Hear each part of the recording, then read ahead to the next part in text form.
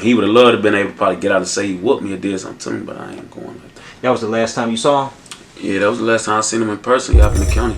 Yeah. Man, that's crazy, man. Yeah, I want to ask you about that. I don't think I ever... No, you probably talked about that on your YouTube or something. But, but no, I ain't never asked about okay, so you did have run-ins with other... Was all of y'all, like, cool at one point in time, though? Or yeah, never? Yeah. We was all cool. You know what I'm saying? Like, certain niggas wasn't gonna be cool. Like, you have to be really around. Like, I'm one of them niggas, bro, like, I've been around this shit long enough to see the transition. You know what I'm saying? Like, there's a lot of niggas who weren't in it until after we was into it. But when you talking to me, you talking to a historian. You know what I'm saying? For sure. So, you know, these guys, I'm been around long enough to remember going to school with these niggas, like, having fights, helping these niggas, you know what I'm saying? Like, we used to fight together, you know what I'm saying? Like, I just told a motherfucker in the interview, like, who had the hands? Like, yeah, who got hands from the house? Like, yeah, Duck and Scrapp, they had hands. Like, we used to fight with these niggas.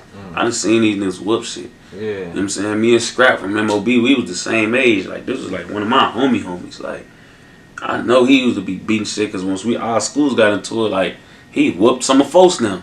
You know what I'm saying? Yeah. So, I already knew what time it was, you know what I'm saying? Like, I give him for their credit. Damn, bro, so the Scrap dude, ain't that the...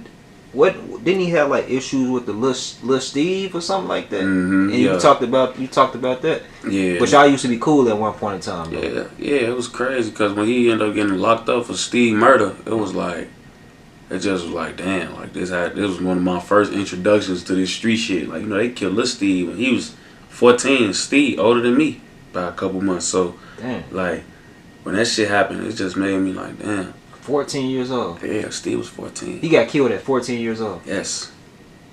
And he was already a savage. Yes, he was already. I'm telling niggas, like, bro, we been out here a long time. Like, nigga, Steve was already labeled a gangster. Like, he wasn't just getting in this shit when he got killed. Like, he was already a real thoroughbred gangster at this time of him getting killed. Like, and bad, been like that. I know you probably, I don't fuck a 14-year-old. Been like that. He was like that. He was like that when I met him. He was like that when he died. Man, tell you, for somebody who's not from Chicago, bro, like, in your opinion, like, what would you define?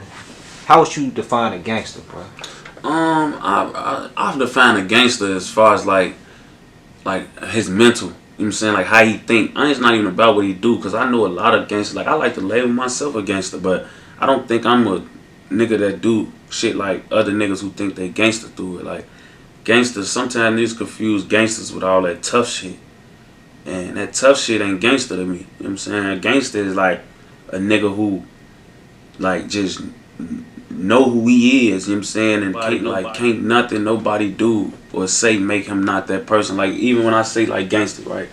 A gangster to me is a nigga who's just gonna stand on his business. Like, I said this shit before a lot of times, like, I ain't no nigga, I'm not the nigga who felt like I gotta put in all this work every day and night to prove I'm a gangster. You know what I'm saying? Like, I was one of them type of dudes, bro. Like, I spent a lot of time laughing, playing, fucking bitches, trying to get some money, whatever that was. But I dig your grave. You know what I'm saying? And I put you in that bitch. And bro, like, that's the type of shit I label a gangster. Like, gangsters don't gotta run around trying to make everybody believe that they gangster, or trying to put in all this work, taking all these risks to be perceived as somebody. Gangsters is comfortable in their skin. Gangsters know, regardless of who talking or what's being said, nigga, I am who I am. That's why when you ask me about, you know, addressing shit, it's like, bro, when I'm a gangster, I know who I am. You know what I'm saying? Like, can't none no nigga say or do take that from me, because it's too publicized. Like, everybody in this world that done any history or homework on this culture know who I am. I used to make niggas rap about shit I did out in the street. I ain't used to go in the studio and say, yeah, folks, make this song about me, or make this verse about me. The shit I did outside in the trench made niggas get in that booth and say, yeah, taste his 100, he gon' smoke you. Taste his 100, he gon' clap you. Taste his 100 up them Rugers. Kill this nigga.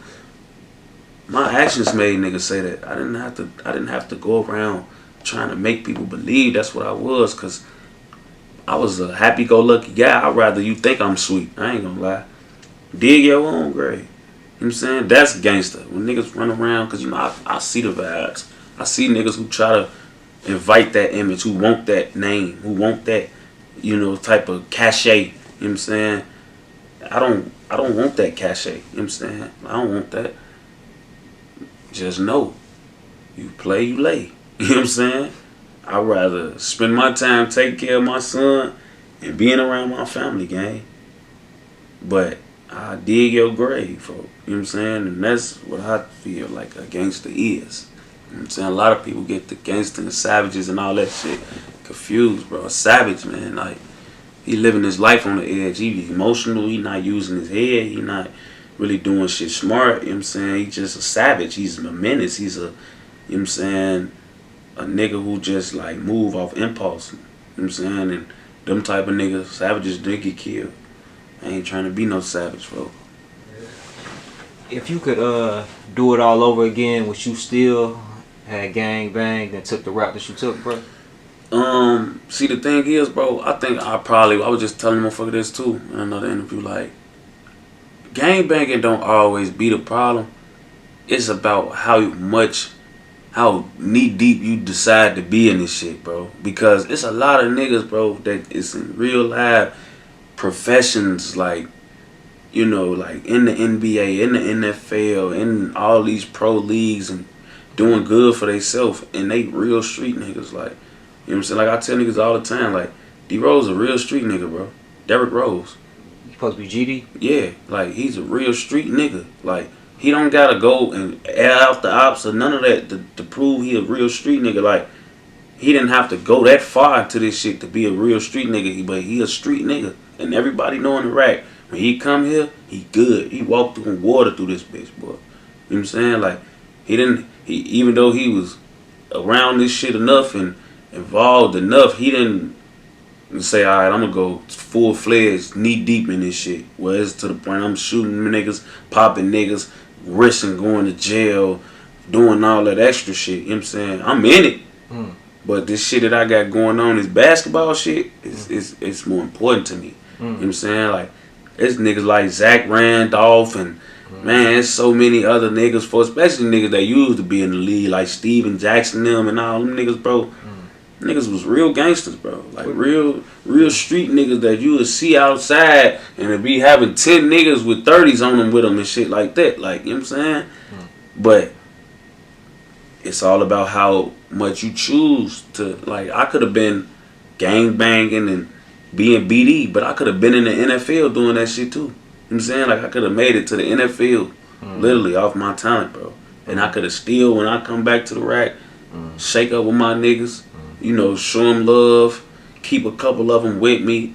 But, you know, I chose to fucking get my hands too dirty. You know what I'm saying? And that's just really what it be, bro. Sometimes when you get your hands too dirty, it be hard for you to even, like, I know a lot of homies who, like, could have did professional shit, but they just got their hands too dirty and they end up getting too much of this street shit under their belt, and that's all they wanted. Like, they ain't, like, I know for them, like, used to be in AAU tournaments and all type of shit, like, when I was a shorty coming up for hooping, and it's like, once they got a taste of really being out here, it's like, that's what the fuck happens, you know what I'm saying? And that's why I hate one of the things where you get caught in this shit young, bro, because when you young, bro, you so easily influenced, bro, by either anything. Like, anything could sway your whole life when you that young. Like, you can have some happen in front of you one time, and that's what happens, bro, because you so young. Like, impressionable. You very impressionable when you a kid. Like, that's why,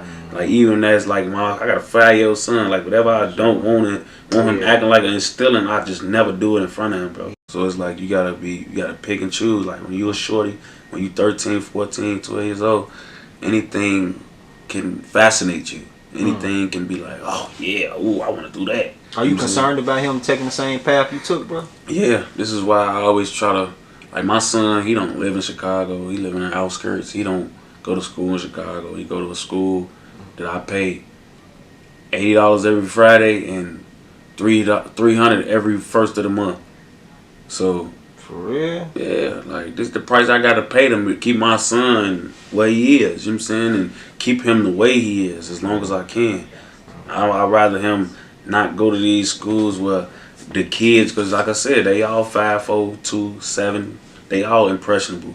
Some of these other kids, they don't come from the same household he come from. They don't come from love. They don't come from sharing. They don't come from being nice. None of that. And my son, I don't want to call him green, but he's a baby. Yeah. He not no overly grown 5-year-old. He's a 5-year-old. Like he's one of those stereotypical 5, like how a 5-year-old should be. What a 5-year-old should care about. That's what he care about. He not nothing outside of who he is. You know what I'm saying? Sometimes you get to when some of them parents, they be instilling shit in their kids be cursing, their kids be bad as hell, doing certain shit like evil, vindictive. They come from them type of situations, you know what I'm saying? So that's what they feed off into, or that's what they do when they in school. You know what I'm saying? You come to school, these little kids be in there stealing, writing bad words in the notebooks and shit. Like, no, my son, I keep him. I try to keep him. I want to keep him clean. You know what I'm saying? I want my son. I don't want him to be caught up in none of this shit. So I just, I pay that price. No, for sure, for sure, yeah.